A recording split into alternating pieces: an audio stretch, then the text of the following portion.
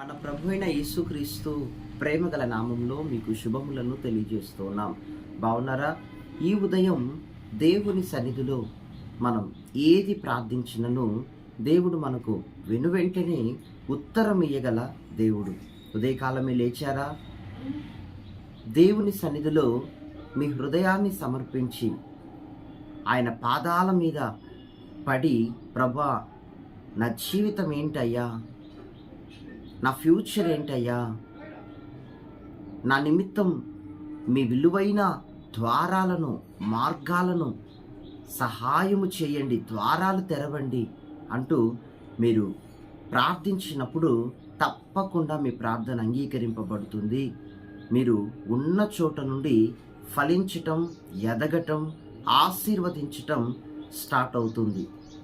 ఎందుకంటే బైబిల్ గ్రంథంలో మన కొరకు దేవుడు అనేకమైన వాగ్దానాలను ఇచ్చారు. ప్రతి వాగ్దానము ఉన్నాయి, రుజువు, అవి నిరూపించబడేవి, నిజమైనవి, ఉన్నవి అనుటకు రుజువు. మన పక్షంగా దేవుడు నెరవేర్చగల దేవుడు. అందుకే ఈరోజు కూడా ఒక వాగ్దానాన్ని దేవుడు మీకు ఇస్తూ ఉన్నాడు. చూడండి, అనేక మంది క్రైస్తవ జీవితాల్లో వ్యాపారాలు చేసేవారు ఉన్నారు, పెట్టుబడులు పెడుతున్నారు, వ్యాపారాలు చేస్తున్నారు, చదువుతున్నారు, ఉద్యోగరీత్యా ఏదో ప్రయత్నాలు చేస్తూ ఉన్నారు. అయితే వ్యాపారానికంటే ముందు, ఉద్యోగానికంటే ముందు, నువ్వు చదువుతున్న నీ చదువు క్వాలిఫికేషన్ కంటే ముందు దేవుని పాదాల మీద పడి, దేవుని సన్నిధిని కలిగి, దేవా, నాకు ఏదైనా వాగ్దానం ఇవ్వండి,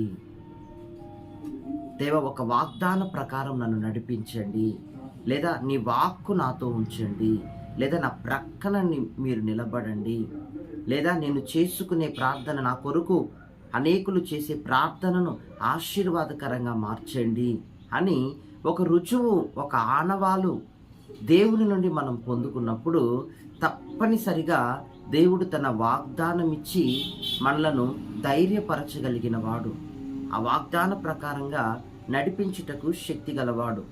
ఈరోజు ఉద్యోగాలు, వ్యాపారాలు, చేతి పనులు ఎన్నో చేస్తున్నారు. అందులో లాభాలను అంతగా చూడలేకపోవటానికి కారణం, అంత అద్భుతమైన బెస్ట్ సక్సెస్ ప్రతి ఒక్కరు పొందలేకపోవటానికి గల కారణం, ఉద్యోగంలో ఒక పేరు, ఒక ఖ్యాతి, ఒక క్యాడర్, ఒక ఉన్నత శ్రేణి, ఒక బిరుదు పొందలేకపోవటానికి గల కారణం ఏంటంటే, సక్సెస్ అవుతున్నారు కానీ 50%, కానీ 100% సక్సెస్ అవ్వాలి అనంటే దేవుని పాదాల మీద పడి గడిపే అనుభవం, ప్రార్థించే అనుభవం.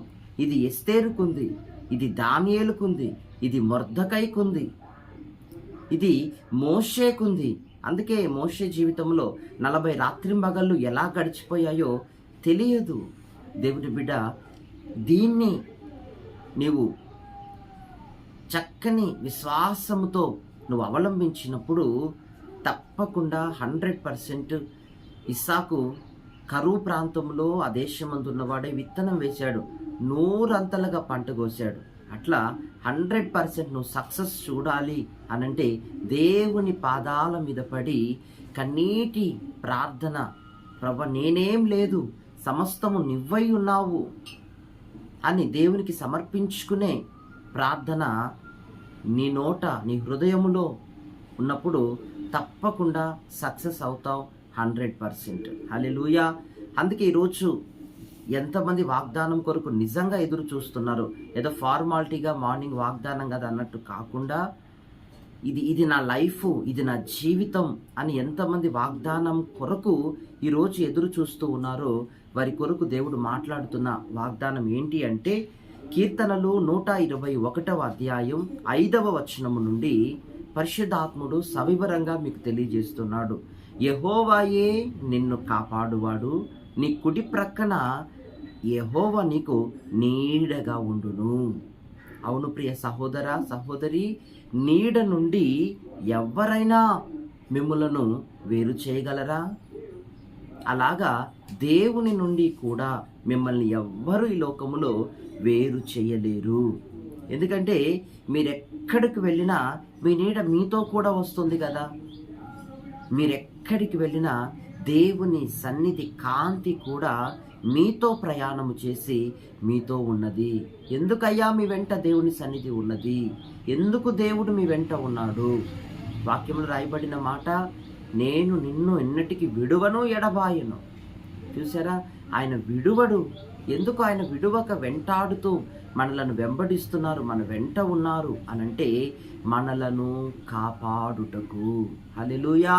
మనుషుడు రొట్టె వలన మాత్రం కాదు, డబ్బు వలన మాత్రం కాదు, ఇహలోకపరమైన దేని వలన కాదు బ్రతకడు, కానీ దేవుని నోట నుండి వచ్చి ప్రతి మాట వలన మనుషుడు బ్రతకగలుగుతాడు. అందుకే ఆయన మనలను విడువక కాపాడుటకు మనతో కూడా ఉన్నాడు. హల్లెలూయా. వాక్యంలో మనం చూస్తున్నట్లయితే ఆయన మనతో కూడా ఉండి మనలను నడిపిస్తున్నారు. ఎందుకంటే అనేక రకాలైన ఆపదలు ఈ లోకములో ఉన్నాయి. ఈ లోకము దుష్టలోకం. పాపముతో, శ్రమలతో, ఇరుకులతో, అపాయాలతో, భయంకరమైన శోధనలతో, రోగాలతో ఈ లోకం నిండి ఉంది. అందుకే ఈ లోకములో ఉన్న మనల్ని అవి మన మీద అజమాయిషి చేయకుండా, అవి మన మీద పెత్తనం చేయకుండా మనల్ని కాపాడు నిమిత్తం దేవుడు అనుక్షణము మనలను నీడవలే వెంటాడుతూ ఉన్నారు. ఆమేన్. నువ్వు చేసుకునే ప్రార్థన చిన్నది కావచ్చు, ఎక్కువ ప్రార్థన కావచ్చు, కానీ మన ప్రార్థనను బట్టి అని అనుకోకూడదు. కానీ దేవుని కృపా కనికరములు గొప్పవి. ఆయన నీడగా మనలను వెంటాడుతున్నాడు కాపాడటానికి. ఎందుకంటే కంటికి కనిపించని రోగాలున్నాయి ఈ లోకములో. ప్రకృతి సంబంధమైన ఆపదలున్నాయి, అపాయాలున్నాయి. మనుషుల ద్వారా ఎదురయ్యే అపాయాలున్నాయి, బంధువుల ద్వారా ఎదురయ్యే భయంకరమైన అపాయాలున్నాయి. వ్యక్తిగతంగా ఒక్కొక్కసారి మన బాడీ, మన బ్రెయినే మనల్ని చాలా పాపానికి హేతుకరమైన మార్గాలు నడిపించి ఒక్కొక్కసారి మనల్ని ఇరికిచ్చేస్తూ ఉంటుంది. హల్లెలూయా. మన స్వబుద్ధిని ఆధారము చేసుకోకూడదని వాక్యం సెలవిస్తుంది కదా. అందుకే దేవుడు అంటారు, నేను నిన్ను కాపాడుతాను, నేను నిన్ను విడిపిస్తాను, నేను నిన్ను నడిపిస్తాను, నిన్ను నీ పిల్లలను నేను సంరక్షించే దేవుడను, కాపాడే దేవుడను, నేను వాగ్దానాన్ని నెరవేర్చే సర్వశక్తి గల దేవుడను, నీకు ఆరోగ్యం ఇస్తాను, నీ ఉద్యోగంలో నెమ్మదిస్తా, నీ వ్యాపారంలో అభివృద్ధినిస్తా, నీ పోషణను చూస్తాను, నీకు కావలసిన సమస్త విషయాల్లో నేను నీకు అండగా ఉంటాను. ఈరోజు మీరు ఏదో ఒక ప్రాబ్లంలో ఉన్నారు, ఉద్యోగరీత్యా, వ్యాపార రీత్యా, కుటుంబంలో ఎవరో మీకు వ్యతిరేకంగా ఉన్నారు, ఎక్కడో మీకు వ్యతిరేకత ఎదురవుతోంది, ఎక్కడో కలవరం, కలత, ఒత్తిడి మిమ్మల్ని వెంబడిస్తోంది, ఏదో అప్పు మిమ్మల్ని బాధిస్తోంది, కన్నీరు విడిచేలా చేస్తోంది, ప్రశాంతత లేదు కొందరి జీవితాల్లో కదా. అయితే దేవుడు అంటారు, నాకు మీరు సమర్పించుకున్నప్పుడు, నా నామమును ఆశ్రయించినప్పుడు నేను వాటన్నిటి నుండి మిమ్మల్ని విడిపించి మీ పట్ల అధికమైన కార్యాలు చేస్తాను. హల్లెలూయా. మీరు నాకు సమర్పించుకొని చూడండి, మీ జీవితంలో ఎటువంటి ఉన్నత కార్యాలో అవి మీరు చూస్తారు, రుచి చూస్తారు. హల్లెలూయా. మీరు అనుభవిస్తారు, రుచి చూచి తెలుసుకుంటారు దేవుని కార్యాలు ఏ విధమైనవో. మహాపరిశుద్ధుడా, జీవము గల తండ్రి, మీకు స్తోత్రం నాయన.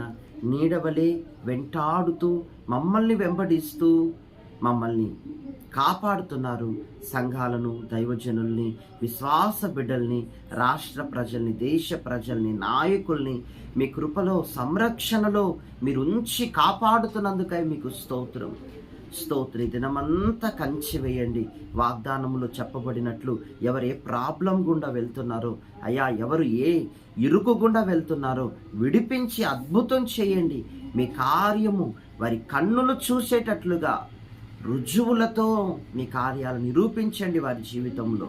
దేవుడు నిజమైన దేవుడని అయ్యా వారు గుండెకు నాటబడేటట్లుగా మీ కార్యాలన్నీ వారికి తెలిసేటట్లుగా మీరు కార్యాలు చేయమని ప్రతి బిడ్డను మీ చేతికి సమర్పిస్తూ యేసు ప్రశస్త నామములో ప్రార్థిస్తున్నాం తండ్రి.